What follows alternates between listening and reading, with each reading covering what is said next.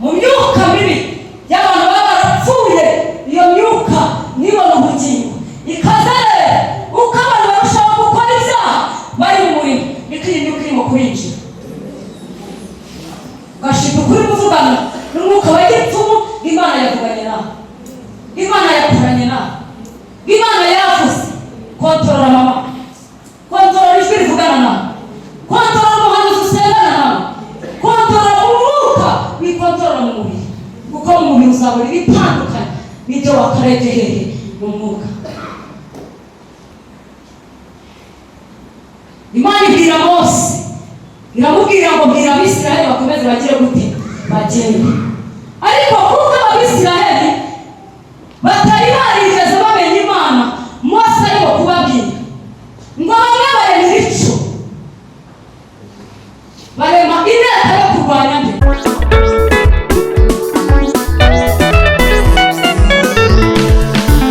N'abafite intimba n'ibibazo bigoye, cyo ngaho nimutuze, dore umukiza araje. Nimwibuke Eliya munsi y'umurotemu, yisabira gupfa azira mutabara. Dawidi wari umushumba, nimuhindure umwami, muri bene se bose nimuhe icyubahiro. Iyo ni Imana, niyo n'imbaraga, dore iyo ni ububasha kandi ije gutabara. Iyo ni Imana, niyo n'imbaraga, dore iyo ni ububasha kandi ije gutabara. Ngo Yesu abanyuzamo amaso. Ndashimira Yesu utareba inyuma, ureba mu mutima. Ngo abanyuzamo amaso, arabitegereza, abitegereje abona muri bo nta mukiranutsi urimo, abona muri bo harimo abajyaga basambana nabo. Kandi ikintu uyu mugore arusha aba bantu nuko yari yarigeze kumenya Imana, ariko abari bamuzanye bari batuwe bazi iki Imana. Ngo Yesu yurama hasi yandikisha urutoki rwe, ngo uwasomaga inyandiko wese ngo yabonaga ibyaha byari byanditsweho agahita agenda. Ubwire ngo abantu baraguta bakibwira ko bagutaye aho ugomba gupfira, kubi bagutaye ku birenge by'uwitwa umukiza. Haleluya! Kubera ko Yesu ari umukiza, akiza ubugingo agakiza n'umubiri. Arangije aramubwira ngo wa mugore we, abakuregaga bari hehe? Abakuregaga bagize gute? Bari hehe? Ubuze uyu munsi ibirego dufite, ibirego birega abandi, ariko Imana ikeneye ngo twikosore. Haleluya! Imana ikeneye ngo twikosore, kubera ko nitwikosora turabona iki? Umugisha. Namubwira ngo kuva uyu munsi genda ibyaha byawe ugize gute, urabibabarira, ariko ntukongere gukora icyaha iki ukundi. None uyu munsi twebwe twabigize ndabimenyereye. Reka mbabwire Imana hari ibintu irambiwe. Imana iraguhereza amafaranga 1,100, utabuze aho basohokera. Uyu yavuze ngo twagiye kurya make, ariko ntabwo twagiye muri bar. Utabuze aho basohokera akavuga tukamanika ati ndagiye, ugahita umenya buwate aho ziba, ugahita umenya akabyiniro aho kaba, ugahita umenya akabari aho karika, aho utabuze ugahita ugira gute uhane hejuru y'1,100 gusa. Imana iguha gatike ati umva sigara n'icyaha genda giye kwijana gusa, ubwiguhaye 500 wawe n'ingati, iguhaye miliyoni wakora ibingana gute.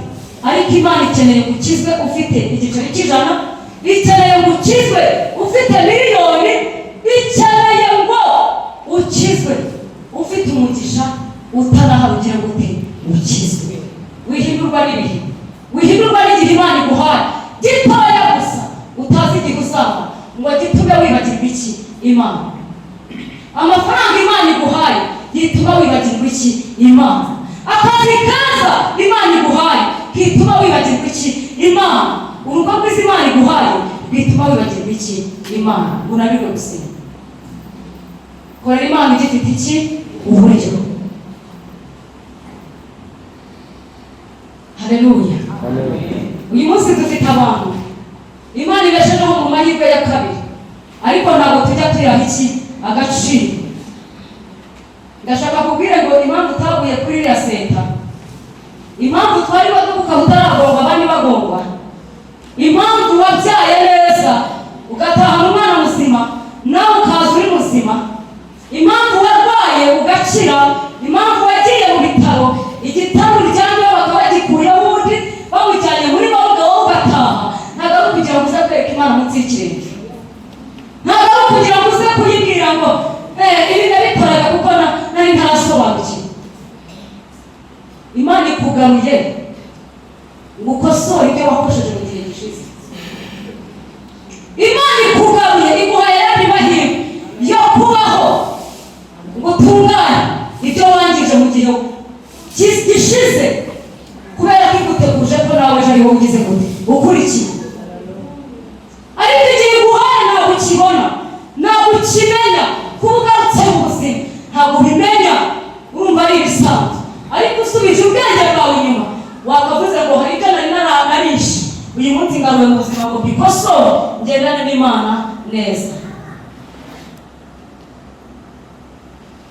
Impamvu Imana ikomeje kutwingingira gusenga ni ukugira ngo tugire ibyo dukosora, ni ukugira ngo tugire ibintu twongera gusubiza mu nzira, twongera gusubiza mu mwanya wabyo. Imana irahereza umuntu amafaranga 10,000 nko muri ibi bihe turimo, akavuga ati Imana igiriye neza, akayarya umunsi umwe. Nyamara ntabwo afite amahirwe Imana imuhaye yo kubona ibyo 10,000 ejo uzaba utayafite. Wakagize ubwenge wakavuze ngo Imana impaye umugisha wo kubona ubu buryo 5 birye ibindi bibiri, ariko agahita agenda yose akayarya umunsi umwe. Ejo yarangiza ati munsengere. Hari ibintu ngenda ajya nsengera. Munabirutse kuza mu rugo ngo nimusengere, aza yambaye isengeri, yamubwira ngo unyuze mu muhanda amabere ari hanze. Ubu ngubu nta soni, usibye no kuba dufite indangagaciro z'ubwo dukijijwe n'umuco nyarwanda, ntabwo kwemera kunyura mu muhanda wambaye bitya ngo uje imbere y'Imana. Bagenzi banjye twari kumwe n'abantu uyabaje kuraguza mu musengera atahe, kuko ubashije kumenya aho ugiye wanahubaha, ubashije kumenya ko atari imbere y'umuntu ugiye wabyubaha. Ariko impamvu utabyubaha nuko utazi agaciro kaho ugize gute ugiye. Imana ibwira Mose, iramubwira ngo bwira ubwo bwoko bukomeze bugire gute bugende. Imana irimo kuvugana natwe ngo ukomeze ugire gute ugende, wicike intege, wisubire inyuma. Haleluya, komeza urwane, kubera yuko Imana yiteguye gutanga intsinzi ku buzima bwacu. Tugiye gusenga mu kanya. Abisiraheli Imana ntabwo yarakojeje isoni, bakomeje urugendo rwabo.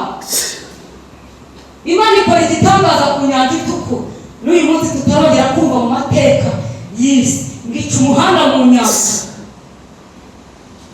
ngo Abisiraheli bambukira. Turambuka guteze, turaca heza. Ariko Mose agakomeza kumva iki ijwi, babwire bakomeze bagire gute bagende.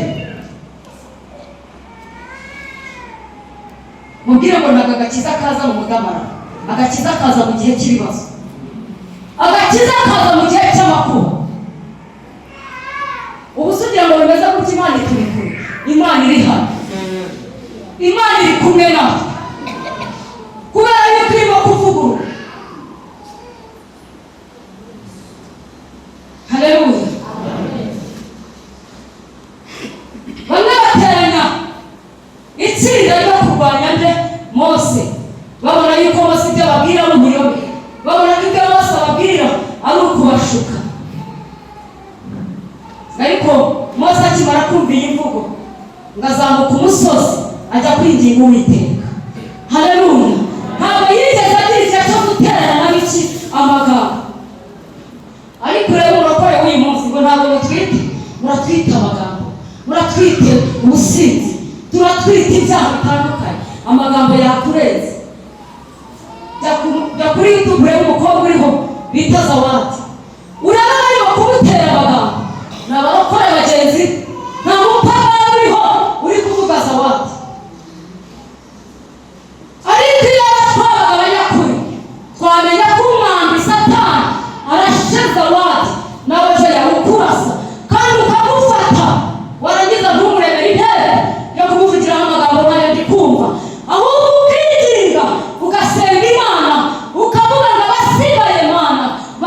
neza amaboko.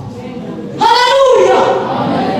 Ariko amagambo n'utarigeze avuga akamuzi uyu munsi yabonetse kuvuga akazahavuka, yabonetse kuvuga akamuzi akiri muto. Ariko ndashaka kubabwira ngo mugabanye amagambo, kubera yuko Satani arasha umwambi umwe ariko ufashe benshi. Impamvu ufashe benshi ni uko uyu mwambi urashe mwene utumye ikanzu yawe isigaramo ikizinga.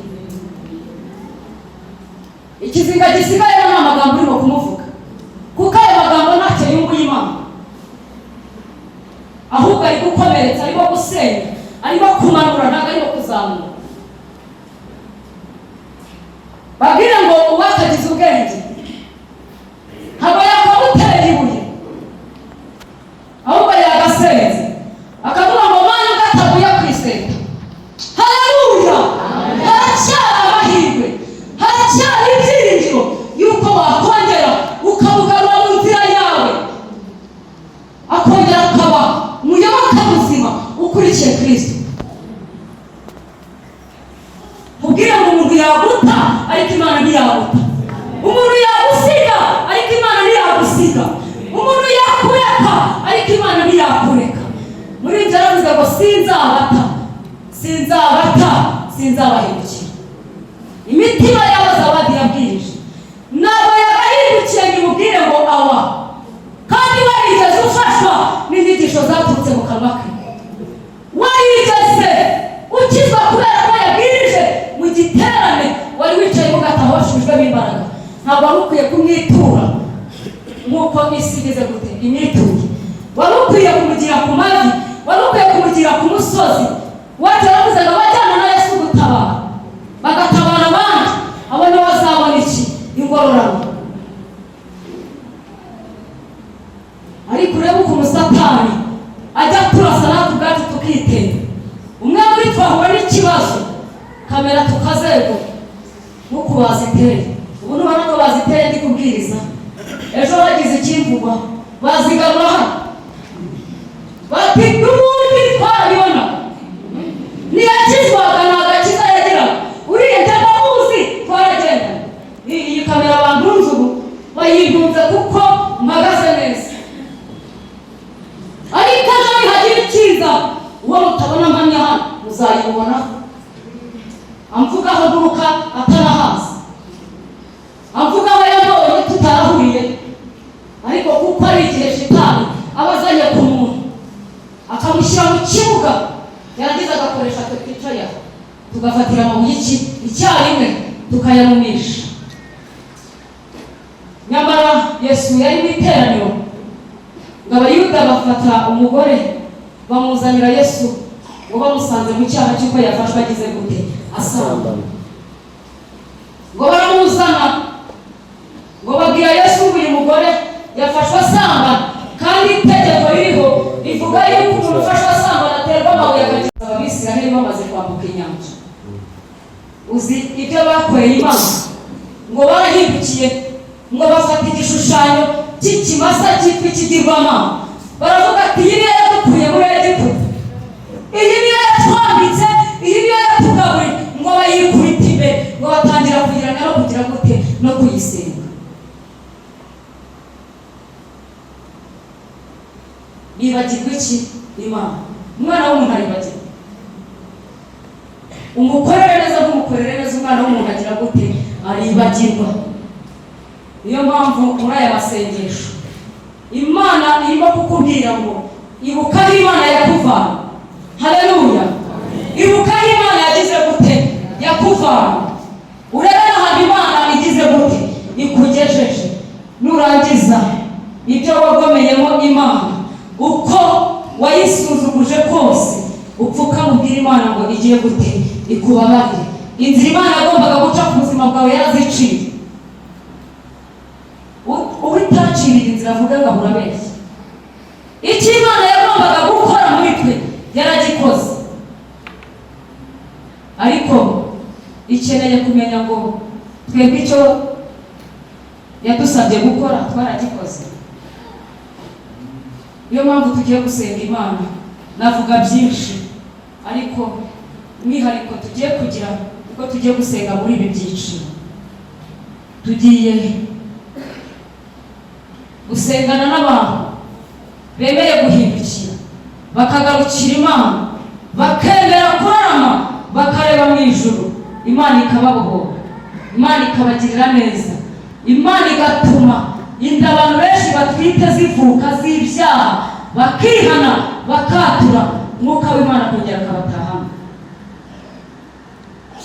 Tugiye muri uwo mwanya wo gusenga kugira ngo dukurikizeho iyindi gahunda dufite, ariko nakubwiraga ngo itekerezeho. Haleluya. Itekerezeho nanjye nitekerezeho, ubundi dusengane Imana.